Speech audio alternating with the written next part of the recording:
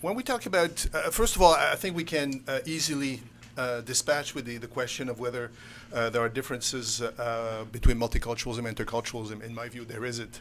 I agree with Daniel to a large extent, and his joke notwithstanding, I think it makes sense. Really, it's about the same thing. But basically, what we're talking about, well, I don't know if it's a good joke, but certainly it drives the point. Thank you. What we're talking about really is a question of management of diversity. Basically, what we're talking about is, both in Canada and Quebec, we're dealing with majority groups that are wondering, okay, what are we doing with those minorities that are questioning us, in the sense that are interpolating us, excuse the neologism, but who are basically shaking us in our beliefs, in our norms, in our values, and things like that. So how do we get to manage that?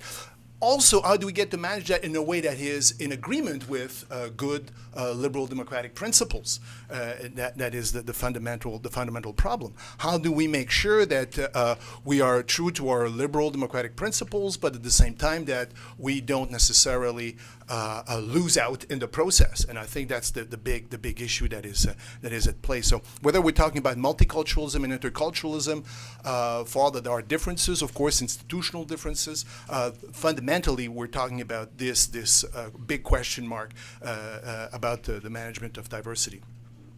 What I was intending to do today is essentially talk to you about interculturalism for the simple reason that we're in Quebec. I'm to a large extent being challenged by this question. Certainly, the Bouchard-Taylor Commission brought to the fore the whole notion of interculturalism. Mr. Bouchard and Taylor basically thought that it should be, certainly Mr. Bouchard in particular, insisted on the fact that interculturalism should be the way to go. The problem, though, is that as they showed, and certainly with the work of François Rocher and Michel Nabel in preparation for the commission, interculturalism is not well defined. It's not, and I quote what Rocher and Labelle and their colleagues have said. Les documents gouvernementaux, tout comme la littérature universitaire, n'ont pas clairement défini la signification à donner au terme d'interculturalisme. Celui-ci a été pris pour acquis, notamment pour distinguer l'approche québécoise du multiculturalisme canadien, par ailleurs rejeté officiellement dans les textes gouvernementaux. What we understand by interculturalism in the Quebec discourse is very often taken for granted, and it's not always necessarily very clear. One of the things that I've noticed personally is that if you look at the literature, because there's not only Quebec literature, there's also an international literature. For example, there's been since the 1970s an American journal that specifically focused on intercultural studies. So obviously the whole notion of interculturalism here in Quebec and in Canada, to an extent, we think that we invented the term, and that we're basically the creator of this particular approach to the management of diversity. It's been talked about for several decades, actually, in other places. And what I've found is at least three major schools of thought, three major traditions. Perhaps there are more, but at least I see it when you look at the international literature, when you look at what we do here as well in Quebec. I see three major particular approaches. The first one is what I would call the instrumentalist position. Essentially, it's looking at, it's synonymous with opening, with embracing the other, with being good with the other, with agreeing, not agreeing, but greeting rather, and accepting the other, not necessarily as he is or she is, but accepting them into our fold. And you see that, for example, in Céline Cooper talked about Sugar Sammy. This kind of stuff is being celebrated. It's something that is good, and very often in the way people think about our cities, we should have more and more of this kind of approaches. We should be able to foster, develop, encourage this kind of mixing, if you like, being open to the other. I call it instrumentalist because, to a large extent, it's premised on a certain understanding of what a good town, a good city should be. It's the Richard Florida type of approach. The more you have people who intermingle or who come from different backgrounds and horizons, the better it is for the town, the better it is for the city, the better it is for society more generally. I think there's a criticism that has to be done with this, but I'll come back to it in a few minutes. The second approach, essentially, I would call it the humanistic approach. Humanistic in the sense that here what we're talking about is more meeting of culture is important. It is necessary to dialogue. It's necessary to have people engage in a dynamics of reciprocity. And I call it humanistic because, to a large extent, it's defended by, actually here in Quebec, by many educators who think that, we have to educate our students, our pupils in our schools to accept, be open to diversity, and it's a good thing, and we have to create channels of communications. We have to educate people. And by and large, we're all good, we're all fine, we're all nice. It's just a question of being nice to each other, just being more open to each other. In fact, it's also a kind of subtext in the Bouchard-Taylor Commission report as well. If we could just be nice to each other, these things would not necessarily be a problem, and everything would be hunky-dory. The third approach that I see when I look overall at the literature, of course, is what I call the state approach, l'approche étatique. And of course, it's the one that is defended largely by the Quebec government.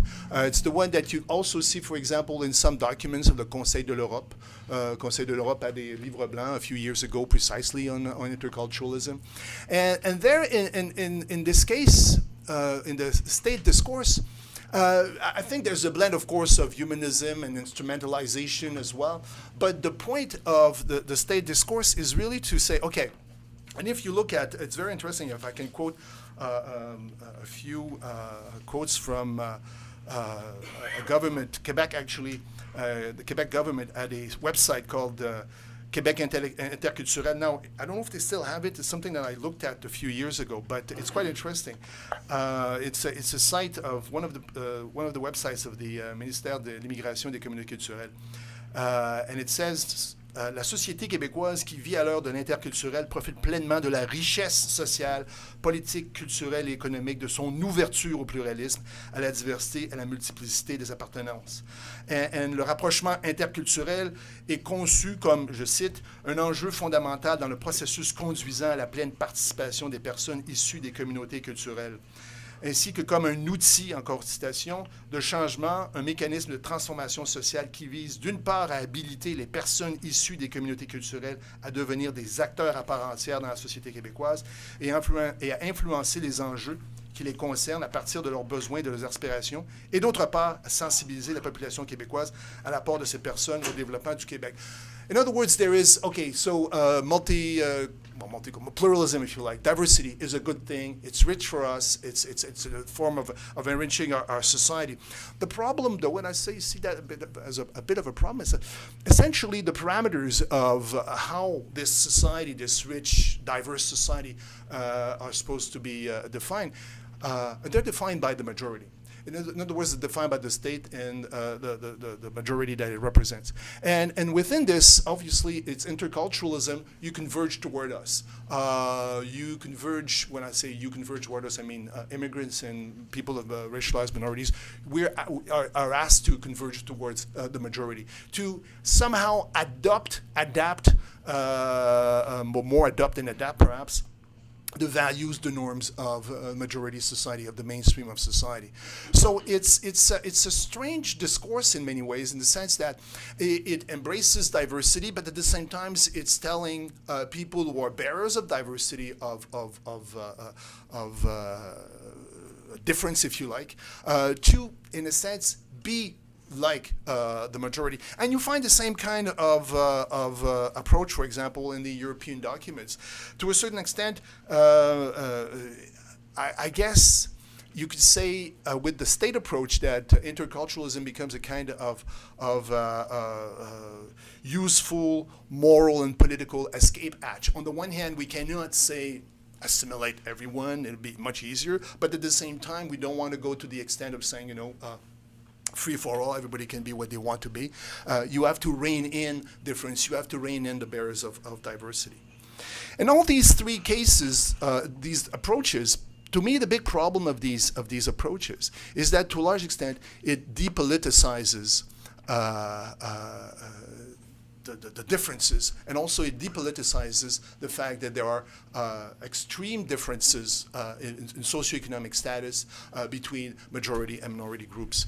It depoliticizes because, to a large extent, it says, okay, let's all be nice, let's all be good, let's all, even the Sami, Sugar Sami thing, it's nice because, okay, we can all be, and Sugar Sami is, for those of you who don't know, Sugar Sami is a stand-up comic from Quebec who speaks both English and French. Actually, he speaks more languages, I think, but he speaks certainly English and French. He has this show right now that's very hilarious and that everybody is raving about, where he speaks in both languages. And essentially, it's like a symbol of what a good town like Montreal can be, where we all sort of mingle together. However, it erases, to a large extent, or it makes us not see.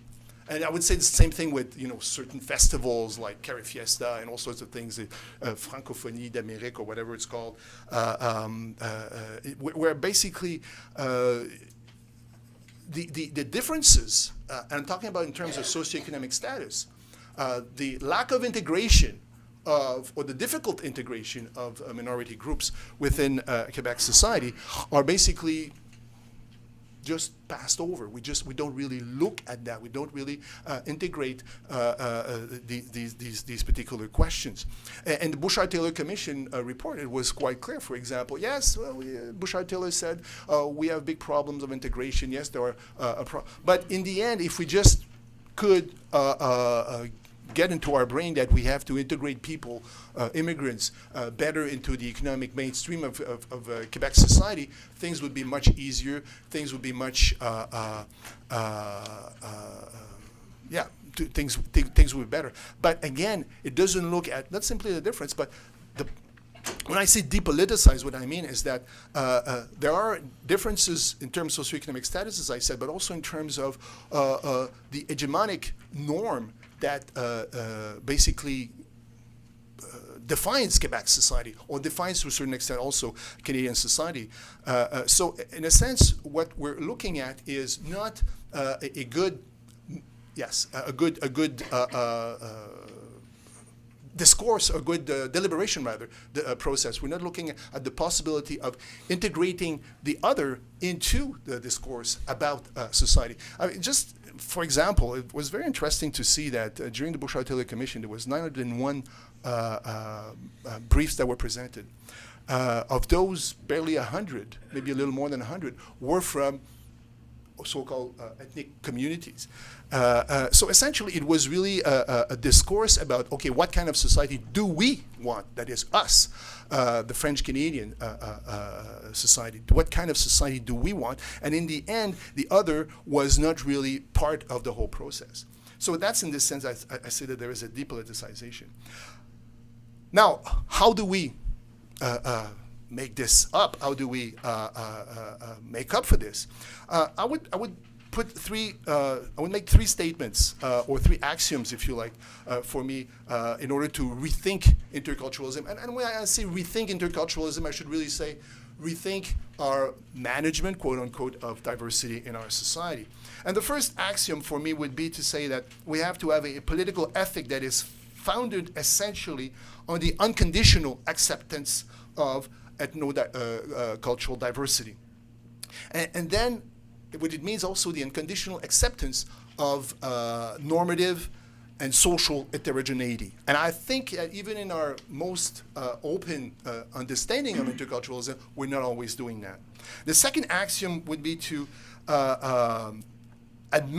accept the indeterminacy of democracy. That is, in fact, in and of itself, democracy is indeterminate. It's a work in progress constantly. Because to me, in the end, this is what we're talking about, is what kind of democracy do we want? What kind of democracy do we want to have in our society? When we say we want to accept, we want to be pluralistic, we want to be open, that's good. But to what extent? Okay, and this is what it's about. And to me, I think the second axiom is very important because it means that social relations of dominations, hierarchies that exist within our societies, okay, should be, in a sense, fought.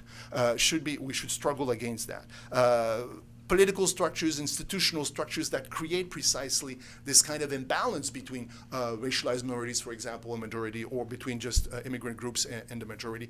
These kinds of imbalances should be fought and certainly at least questioned. Finally, my third axiom would I borrow this from a term that the philosopher Hans-Georg Gadamer uses. He calls in a totally different context, but still I think it's interesting. He calls it fusion des horizons, fusion of horizons.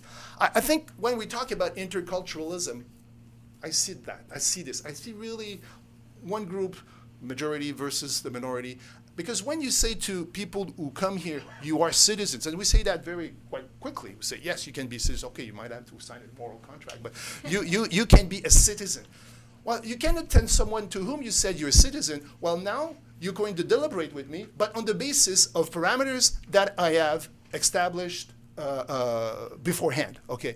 And you cannot change those parameters. You cannot really question those parameters. To me, that is a problem. This is not a fusion of horizon, and this is not the kind of interculturalism that we should strive for. And I should say again, not kind of interculturalism. I think we shouldn't necessarily be hung up too much on the terms, but rather the kind of diversity management, and I put that really in quotation marks because I'm not even sure that is the right term, but it's not the kind of approach that we should aspire to. It's more a question, if we're going to say we really want interculturalism, we want to merge groups and to really create a space of deliberation, it has to mean something. And you cannot tell the other to whom you said you're a citizen to accept things as they are without them having a chance to deliberate and to even perhaps question your fundamental norms. I will stop here.